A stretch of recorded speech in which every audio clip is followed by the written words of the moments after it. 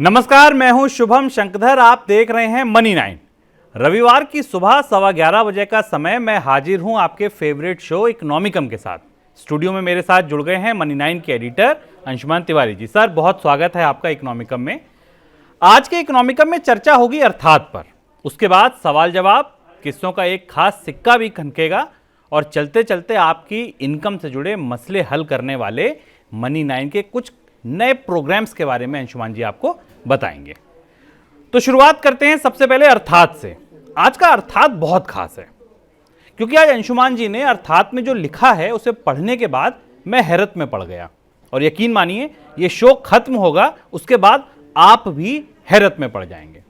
अंशुमान जी अपने अर्थात में लिखकर ये संकेत दे रहे हैं कि आने वाले दिनों में हो सकता है फेसबुक, ट्विटर, इंस्टाग्राम जैसे सोशल मीडिया प्लेटफॉर्म यूज करने का पैसा लगने लगे। जी हां, और इस कहानी का पहला अध्याय आप मान सकते हैं फेसबुक की शेयरों में जो ताजा गिरावट आई है उसको। सर, डिजिटल ऊंट किस करवट बैठने वाला है? शुभम, इकोनॉमिकम और अर्थात में आप सबका स्वागत है। पिछले वाले एपिसोड पर जिसमें हमने भारत सरकार के कर्ज पर चर्चा की थी, उस पर बहुत सारी ढेर सारी प्रतिक्रियाएं, ढेर सारे सवाल, बहुत उत्साहवर्धक प्रोत्साहक टिप्पणियां मुझे मिली हैं। उसके लिए आप सबका आभार।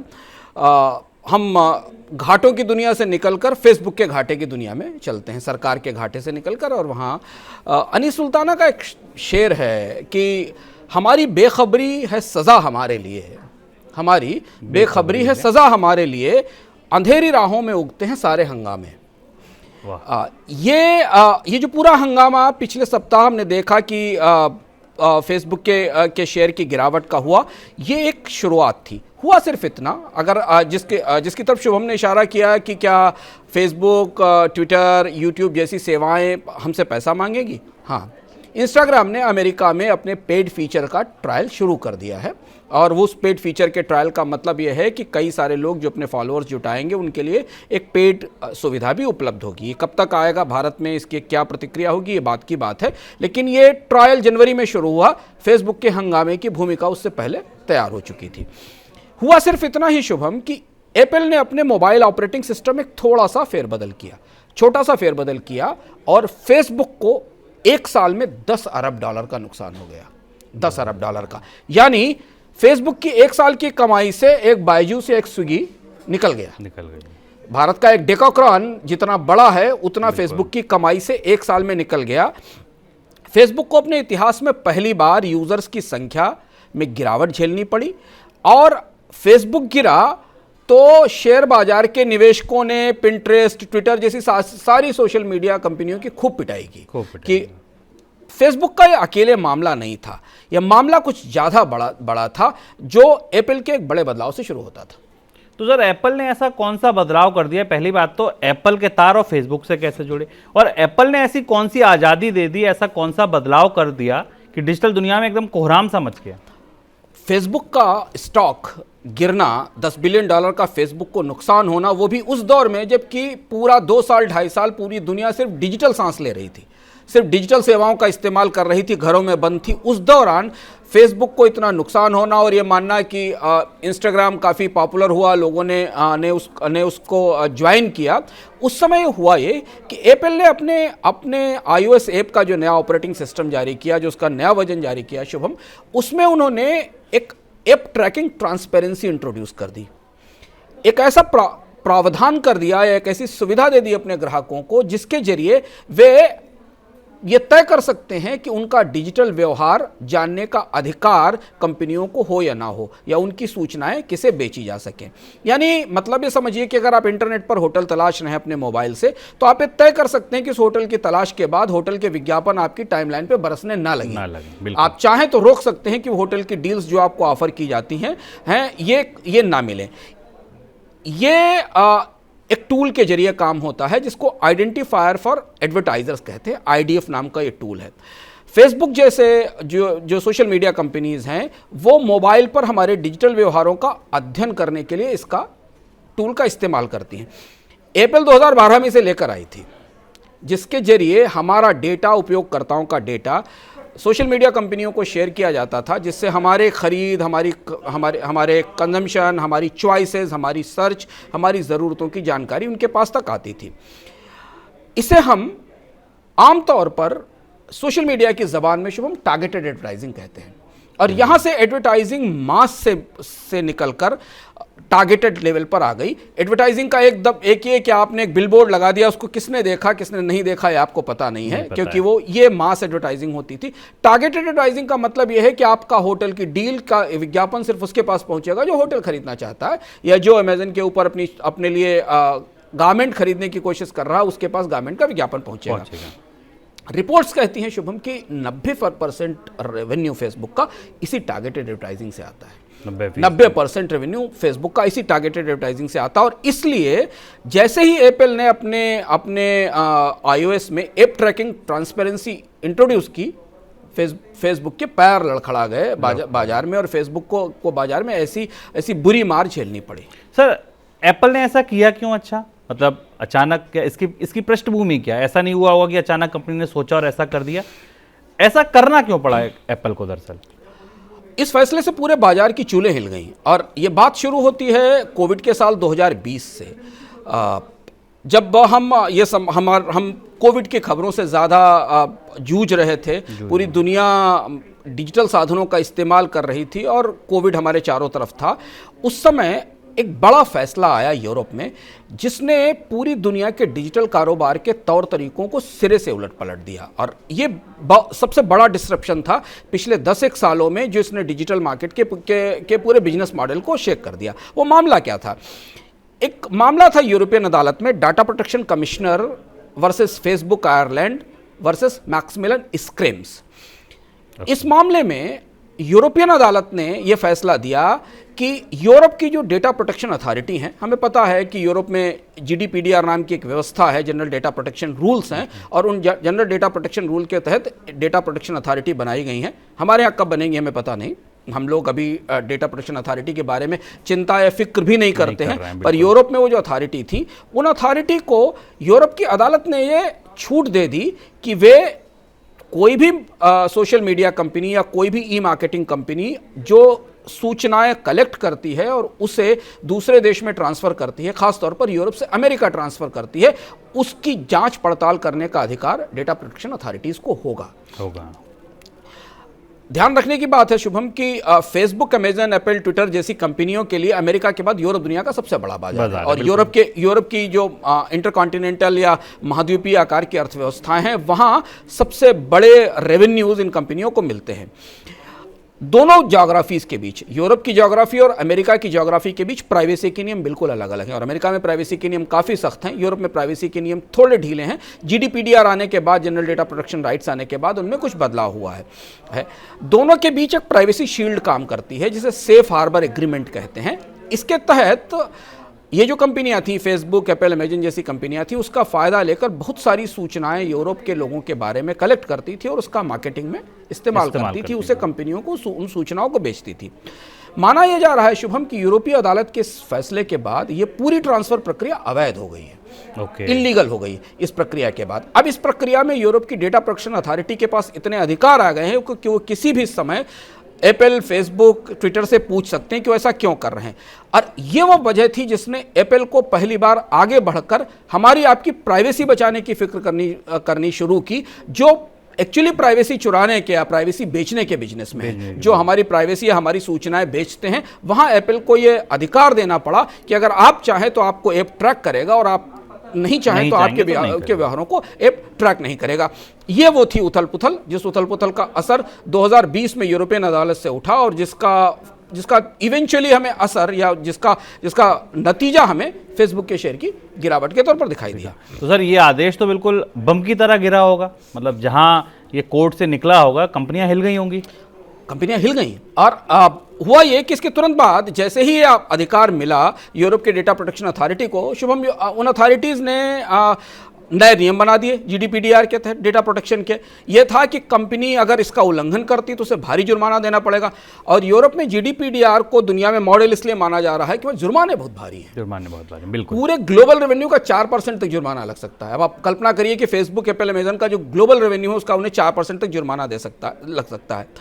इसके बाद क्या हुआ कि 2020 से 2022 के बीच में दुनिया की सभी सोशल मीडिया कंपनियों को, ई कॉमर्स कंपनियों को सूचनाएं जुटाने, कारोबारी सूचनाओं को बांटने, उन्हें इंटर कंट्री ट्रांसफर करने, इंटर कॉन्टिनेंट ट्रांसफर करने, अमेरिका से यूरोप भेजने, यूरोप से एशिया भेजने, एशिया से अमेरिका भेजने, इनके सबके नियमों का एक पूरा परिदृश्य बदलना पड़ा। मैकेंजी की हाल में एक रिपोर्ट आई जो ये बताती है कि इस फैसले के बाद यूरोप और अमेरिका के बाजारों में डेटा प्राइवेसी का पूरा परिदृश्य ही बदल गया। यह घटनाक्रम अंतर्राष्ट्रीय डेटा ट्रांसफर के लिए एक नजीर सा बन गया कि आप एक देश के लोगों की सूचनाएं दूसरे देश कैसे ले जा सकते हैं, इसका एक प्रामाणिक आधार बन गया। अब इसके जरिए परोक्ष रूप से शुभम यह अधिकार मिल गया उस देश के सरकारों को कि वो जैसे चाहें वैसे अपने देश के लोगों की प्राइवेसी सूचनाओं को रोक सकती है, सीमित रख सकती, और इसमें किसी फेसबुक, अमेजन, गूगल का अधिकार नहीं चलेगा क्योंकि वो इसे रोक सकती हैं। अभी तक ये फ्रीडम थी कि वो जैसे चाहती थी सूचनाएं जुटाती थी और अपना कारोबारी इस्तेमाल करती थी। इसके बाद जो संभावना लग रही है कि इस यूरोपियन अदालत के इस फैसले के बाद रूस, चाइना, एमिरेट्स और एशिया के देशों के साथ भी यूरोप और अमेरिका के डेटा ट्रांसफर्स के रूल बदलेंगे। उनमें एक नया परिदृश्य आएगा, एक नया बदलाव होगा। हो सकता है इसमें यह शर्त आए कि इन कंपनियों को लोकल मार्केट्स का डेटा लेने के लिए और उसे प्रोटेक्ट करने के लिए वहां सर्वर लगाने पड़ेंगे, और सर्वर लगाने का मतलब है कि उन पर टैक्स लगाने का रास्ता खुलेगा, क्योंकि वो जिस देश में काम कर रही हैं उस देश से वो बिजनेस रेवेन्यू जनरेट कर रही हैं, तो उन्हें टैक्स देना चाहिए। ध्यान रहे कि G20 ने एक व्यवस्था और OECD ने एक व्यवस्था बनाई है जिसमें बहुराष्ट्रीय कंपनियों को एक मिनिमम टैक्स देने का नियम लागू किया जा रहा है, जो दुनिया के में हर जगह न्यूनतम टैक्स देने का प्रस्ताव लगाया जा रहा है। एक और चीज हुई इसी के साथ, इसके पैरेलल यूरोपियन यूनियन के फैसले के समानांतर एक और फैसला हुआ। California act of customer privacy के तहत अमेरिका के कई राज्यों में अचानक वहां की अदालतों ने डेटा प्राइवेसी को लेकर काफी सख्ती शुरू कर दी, और उसका भी असर हमें फेसबुक के स्टॉक्स पर, फेसबुक के रेवेन्यूज पर दिखाई पड़ा, और परोक्ष रूप से उसका भी असर हमें एप्पल की इस व्यवस्था पर दिखाई पड़ा कि उन कानूनों का, उन सख्ती का पालन करने के लिए एप्पल को अपने iOS में प्राइवेसी प्रोटेक्ट करने के नए नियम डालने पड़े। तो सर क्या माना जाए कि अभी ये फेसबुक नहीं, आने वाले दिनों में जो और सोशल मीडिया प्लेटफॉर्म्स हैं या और कंपनियां हैं उन पर भी इसका असर पड़ेगा? हाँ, ये केवल फेसबुक पहला था क्योंकि फेसबुक का ऐसा माना जाता है कि टारगेटेड एडवर्टाइजिंग से सबसे ज़्यादा रेवेन्यू कमाता था, और इसीलिए जैसे उसके यूजर्स की संख्या घटी उसका रेवेन्यू टूटने लगा। लेकिन Google, Amazon, Apple, Twitter, Pinterest और जितने भी सोशल मीडिया प्लेटफॉर्म हैं वो सब क्या कर रहे हैं, वो सब लोगों की सूचनाओं को, उनकी आदतों को, उनके व्यवहारों को बाजार तक ले जाकर उसी से कमाई कर रहे हैं। ये सारे बिजनेस मॉडल लड़खड़ा गए हैं, ये हिल गए हैं बिजनेस मॉडल। ये केवल एप्पल की बात नहीं थी, एप्पल ने अपना ऑपरेटिंग सिस्टम थोड़ा देर से बदला। गूगल ने 2020 में ही उस फैसले के बाद ऐलान कर दिया था कि अगले 2 साल में वो क्रोम पर थर्ड पार्टी कुकीज बंद कर देगा, ये अनाउंसमेंट, और वो प्रोसेस गूगल ने फेज आउट करना शुरू कर दिया। यानी क्रोम ब्राउजर के जरिए अगर आप कोई सेवा लेते हैं, कुछ सर्च करते हैं, तो उसके ऊपर थर्ड पार्टी कुकीज अगले 2 साल में बंद हो जाएंगी। अब आप सोचिए, क्रोम तीसरा सबसे बड़ा ब्राउजर है जो थर्ड पार्टी कुकीज बंद करने जा रहा है। अगर ब्राउजर मार्केट का हिस्सा देखिए तो ब्राउजर मार्केट का 90% हिस्सा, करीब 85% मार्केट के हिस्से पर शुभम थर्ड पार्टी कुकीज का धंधा ही बंद हो जाएगा। थर्ड पार्टी कुकीज करना यानी उन सूचनाओं को कलेक्ट करना जिनका कारोबारी इस्तेमाल हो सकता है, वो धंधा ही बंद हो जाएगा। 1994 में कुकीज का जन्म हुआ था पहली बार, और 1994 में कुकीज के जरिए ये कुकीज इसलिए बनाई गई थी जिससे कि वो आपके इंटरनेट एक्सपीरियंस को अच्छा कर सकें, आपके अनुभवों को अच्छा कर सकें, आपके लिए टेलर मेड, आपकी चॉइसेस, की वरीयताओं के हिसाब से आपको कंटेंट दिया जा सके। लेकिन ऐसा लगता है कि कुकीज़ का अवसान अब शुरू हो गया है, कुकीज़ के दिन ख़त्म होने जा रहे हैं। बिल्कुल, यानी कि अंशुमान जी के हिसाब से अगर कुकीज़ पर कोई किताब लिखी जाएगी तो ऊपर लिखा होगा 1994 से 2022 या 23। चलिए सर, तो फिर अब नई दुनिया कैसी होगी अगर मान लीजिए कुकीज़ नहीं होंगी, ये बदलाव आ जाएंगे, क्या बड़े बदलाव क्या आएंगे? हम अगर डिजिटल दुनिया में क्या नई चीजें देखेंगे? 4-5 बहुत बड़े बदलाव आने वाले हैं, और वो बदलाव हमें भी प्रभावित करेंगे। जो लोग कारोबार कर रहे हैं, जो बिजनेस कर रहे हैं, उनको पहले प्रभावित करेंगे, और उसके बाद वो हमारे अपने जीवन को भी प्रभावित करेंगे, क्योंकि digital data consumption, social media का इस्तेमाल, सूचनाओं के संवाद के लिए हमारी जिंदगी का ये हिस्सा बन चुके हैं, और हम इन पर निर्भर हैं। पहली चीज तो ये कि अमेरिका में ये फैसला 2020 में आने से पहले, यूरोपियन अदालत का फैसला आने से पहले, शुभम, अमेरिका में एप्पल, गूगल और अमेजन के एकाधिकार पर कार्रवाई शुरू हो चुकी थी। अमेरिका के हाउस पैनल ने ये कहा था कि ये कंपनियां मोनोपोलीज ला रही हैं। यहाँ तक कि जो पुराने टेक ओवर के मामले थे गूगल से जुड़े हुए, उनको भी निकाला गया था। तो वहाँ की अदालतों ने एंटी कॉम्पिटिटिव ला या वहाँ की अदालतों ने जो एंटी ट्रस्ट ला है, उसके तहत इनके एकाधिकारों को तोड़ने की प्रक्रिया शुरू कर दी थी। अब ये चोट पर चोट थी। पहले ये कंपनियां अमेरिका के बाजार में यही साबित करने की कोशिश कर रही थी कि ये इनकी मोनोपोली नहीं है। अब दूसरी तरफ इनके डेटा ट्रांसफर और इनके डेटा कलेक्शन के प्रोसेस पर भी अदालतों ने डंडा चलाया है। एक और महत्वपूर्ण बात यह है कि European GDPDR, general data protection rules of Europe, जिनको जीडीपीडीआर कहते हैं, वो अपने यहाँ देश के लोगों को एक महत्वपूर्ण अधिकार दे रहा है, जिसका अधिकार है राइट टू बी फॉरगॉटन।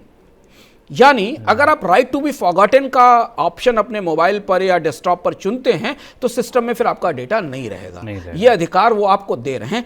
और ऐप ट्रैकिंग ट्रांसपेरेंसी वाला जो एप्पल का ऐप आया, उससे आगे बढ़ते हुए वो इसी दिशा में बढ़ने वाली बात है। अब कंपनियों को इस बात के लिए बाध्य होना पड़ेगा कि वो राइट टू बी फॉरगॉटन का अधिकार दें। तो बहुत सारे लोग ऐसे होंगे जो ये नहीं चाहेंगे कि उनके आदतों के, उनके व्यवहारों के, उनके सर्च के आंकड़े लोगों से बांटे जाएं। हाँ, कंपनियों को इस बात के लिए बाध्य होना पड़ेगा कि वो उपभोक्ताओं को ये अधिकार दें कि वो उन्हें ट्रैक करें या ना करें।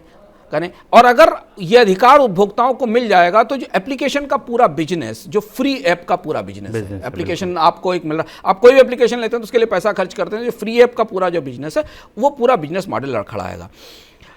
भारत में फिनटेक क्रांति की काफ़ी चर्चा है, काफ़ी ढोल ताशे बज रहे हैं।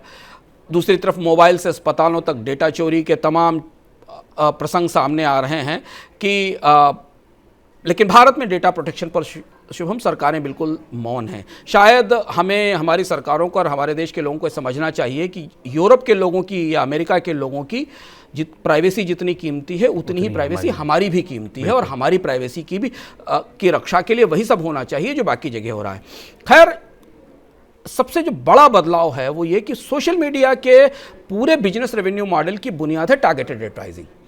यहीं से सोशल नेटवर्क्स ने जो ट्रेडिशनल एडवर्टाइजिंग थी, चाहे वो अखबार में होती हो, टीवी में होती हो, या आउटडोर एडवर्टाइजिंग होती हो या ऑडियो एडवर्टाइजिंग होती हो, उससे अपने आप को अलग किया था। क्योंकि यहाँ एडवर्टाइजर लगभग अपने कस्टमर को पहचान सकता था। ये जान सकता था कि उसका कस्टमर कैसा है। टारगेटेड एडवर्टाइजिंग, ये टारगेटेड एडवर्टाइजिंग का जो पूरा कॉन्सेप्ट था, जो पूरी व्यवस्था थी, ये लड़खड़ा गया है। मैकेंजी की रिपोर्ट कहती है कि कुकीज़ और IDF, आइडेंटिफायर फॉर एडवर्टाइजर्स, ये वो टूल है जिस टूल के तहत कंपनियां इसका इस्तेमाल करती हैं।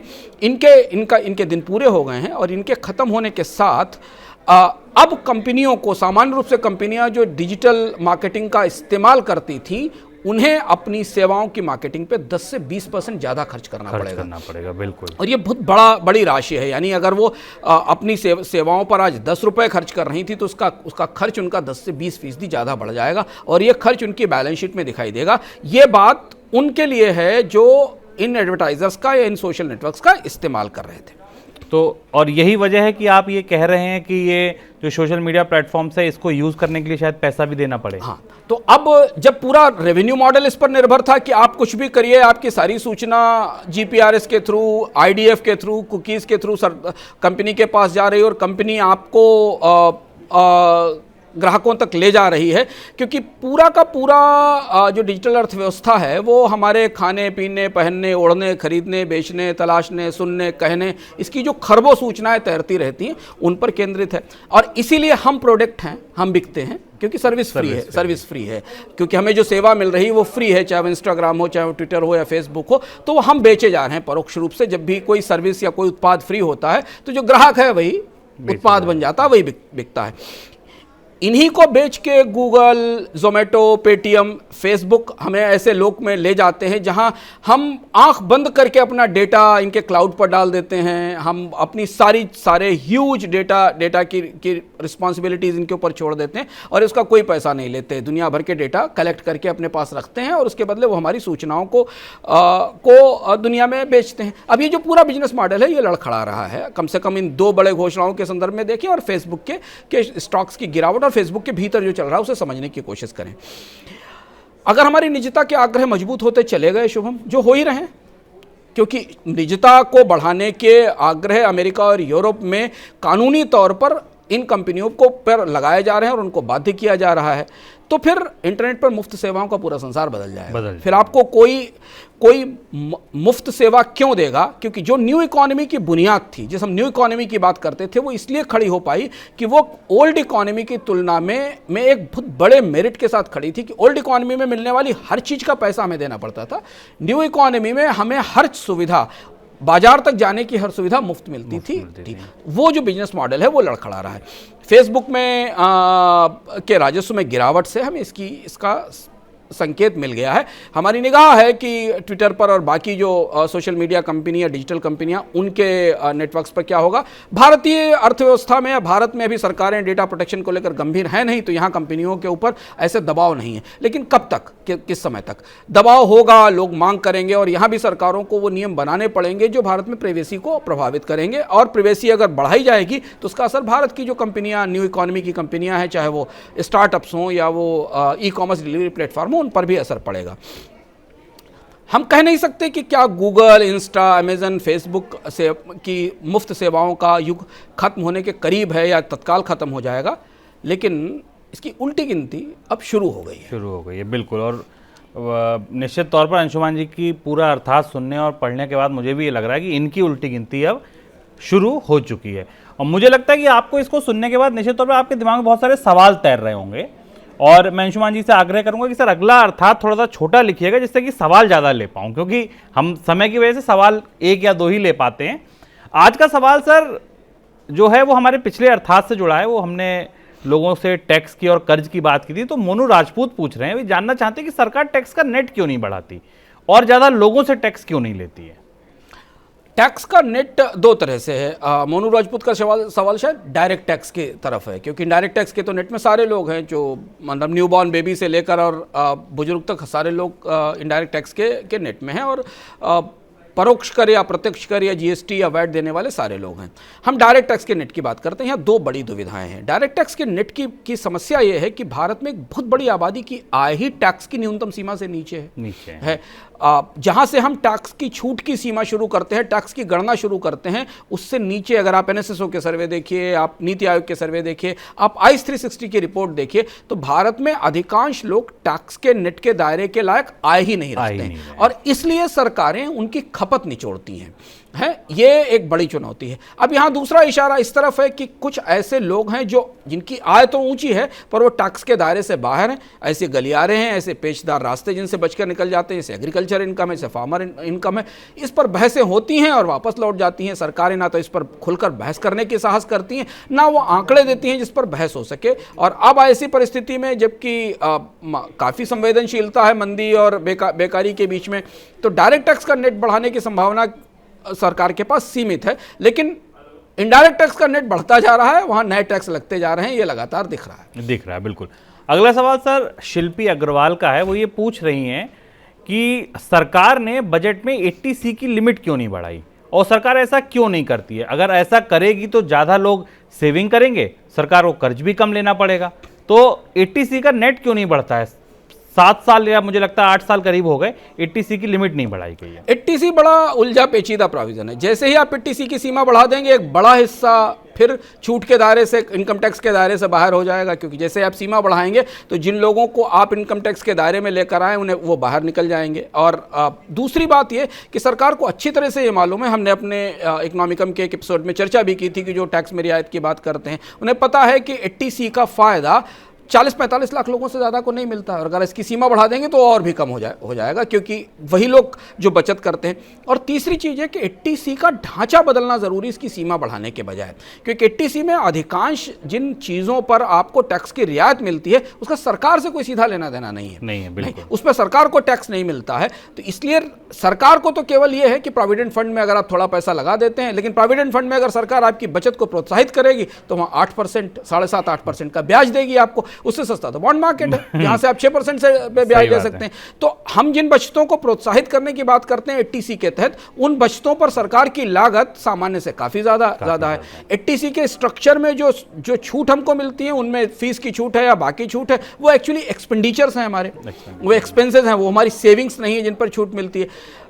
इसलिए हमें लगता है कि ये जो पूरी रियायतों का ढांचा, इसे नए सिरे से वर्कआउट करने की जरूरत है। 5-6-7 साल हो गए सुनते सुनते कि इनकम टैक्स पर एक नया वर्किंग ग्रुप बनेगा, उसकी रिपोर्ट आएगी। 2-3 रिपोर्ट बनी भी थी 2012-13 में, वो सब अभी फिलहाल कहीं सक्रिय नहीं है, लेकिन नए सिरे से भारत के आयकर कानून को समझने और देखने की जरूरत है इस समय। चलिए, तो ये थे आपके सवाल। अब बढ़ते हैं अगले पड़ाव की ओर, जो है किस्सों का सिक्का। मैं आज के किस्सों का सिक्का बताऊं कि किस पर है, उससे पहले अंशुमान जी आपसे एक छोटा सा सवाल था। किस्सों के सिक्के लिखते समय आपकी कोशिश क्या होती है? मतलब मैं देखता हूं हर किस्सों का सिक्का मैं देखता हूं कि आज की कोई घटना होती है और उसके इतिहास के तार आप जोड़ते हैं। तो जब आप लिखने बैठते हैं तो क्या कोशिश क्या करते हैं आपकी? कैसे इतिहास बताऊं, कौन सा इतिहास बताऊं? इतिहास में तो बहुत चीजें बताने को। चुनाव कितना कठिन होता है और कैसे करते हैं? चुनाव कठिन होता है क्योंकि अंग्रेजी का एक शब्द है ना, देजावू। इतिहास हमें हमेशा वो देजावू फील देता है कि ऐसा तो पहले भी हो चुका है, और वास्तव में इतिहास में हमारे साथ जो कुछ घट रहा है उसका स्वरूप और प्रक्रिया अलग हो। बहुत सारी घटनाएं ऐसी जो इससे पहले हो चुकी हैं। तो जब उसको लिखने की या सोचने की कोशिश करते हैं तो हमें लगता है कि सिर्फ इतिहास का किस्सा ना बताया जाए, आप आज की जिंदगी से उसके तार कनेक्ट कर सके। और इसीलिए आज का भी जो किस्सों का सिक्का है उसी तरह से आपको आज की परिस्थिति को इतिहास में हो चुकी घटना से जोड़ेगा। चलिए सुनिए फिर अंशुमान जी ने इस हफ्ते क्या देजावू देने की कोशिश की है। दुनिया भर में महंगाई का शोर है। महंगाई यानी जीवन जीने की लागत। अब हम हर महीने ये आंकड़ा देखते हैं, सरकार हमें ये आंकड़ा देती है, लेकिन आपको पता है ये आंकड़ा सबसे पहले किसने सोचा, कब सोचा, कैसे सोचा? आज का किस्सा इसी से जुड़ा है। देखिए किस्सों का ये अनसुना पहलू।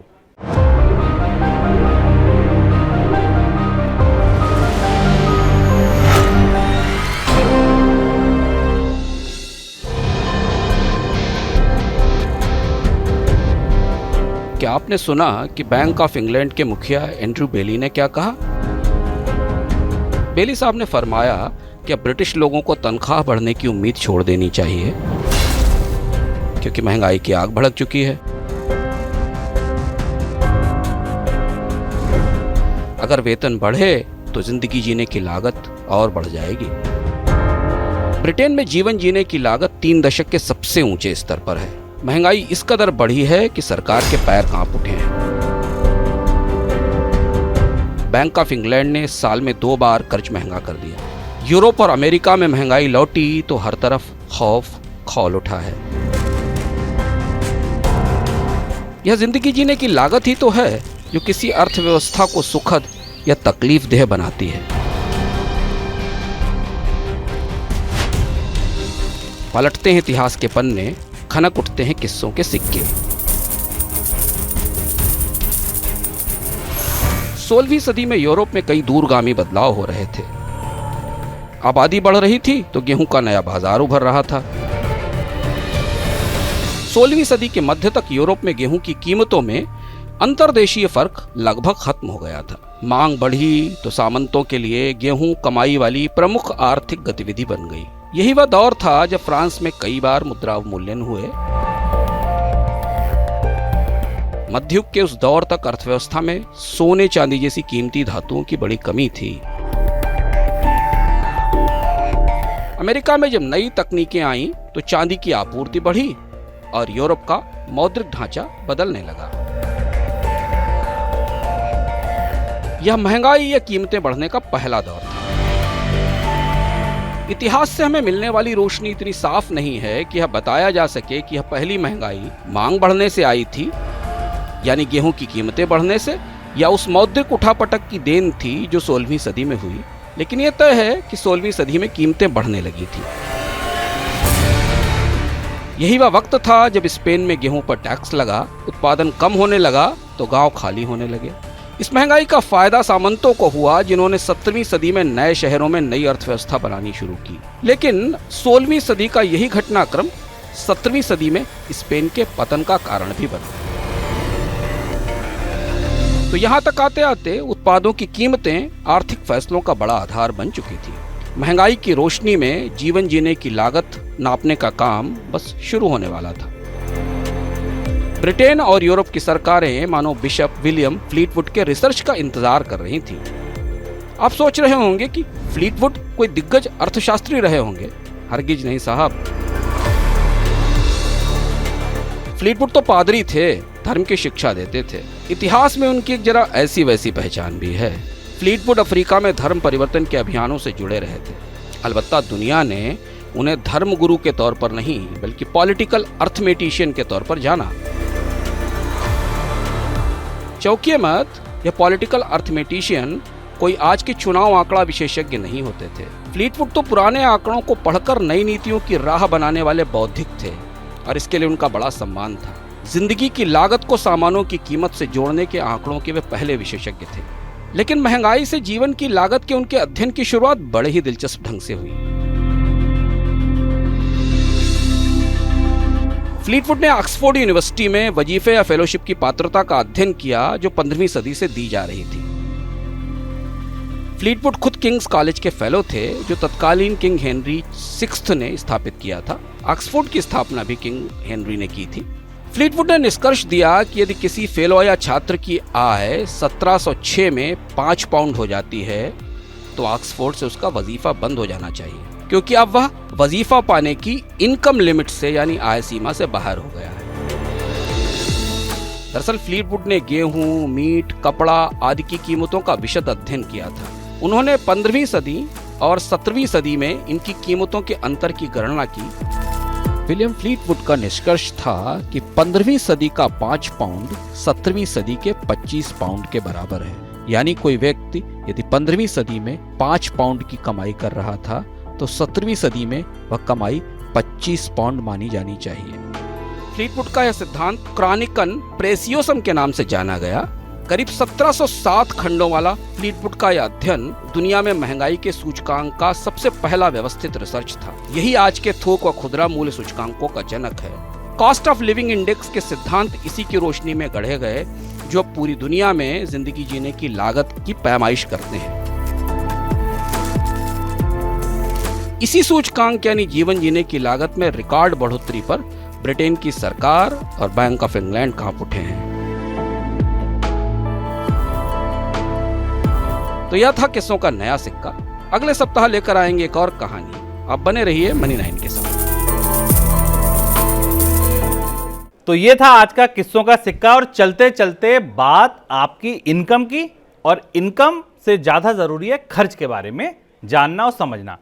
अंशुमान जी, संडे को खर्च बहादुर आते हैं, ये बहादुर कितने हैं, क्या बताते हैं?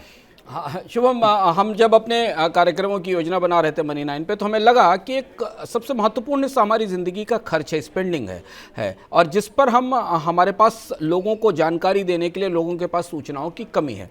तो खर्च बहादुर हर हफ्ते आते हैं संडे को। आप आराम से जब घर में बैठे हों परिवार के साथ, जब आप, क्योंकि खर्च की प्लानिंग, खर्च की चर्चा हमेशा परिवार के साथ होती है, तो आप खर्च बहादुर से ज़रूर मिलिए। 5-6 मिनट आपके वो लेंगे, इससे ज़्यादा समय नहीं लेते हैं, 5-6 मिनट लेते हैं। और खर्च बहादुर हर हफ्ते आपको ये बताएंगे कि आप कैसे स्मार्ट स्पेंडिंग कर सकते हैं, कैसे आप अपने खर्च को मैनेज कर सकते हैं, जिससे कि आपकी बचत और सुरक्षा बढ़ती रहे।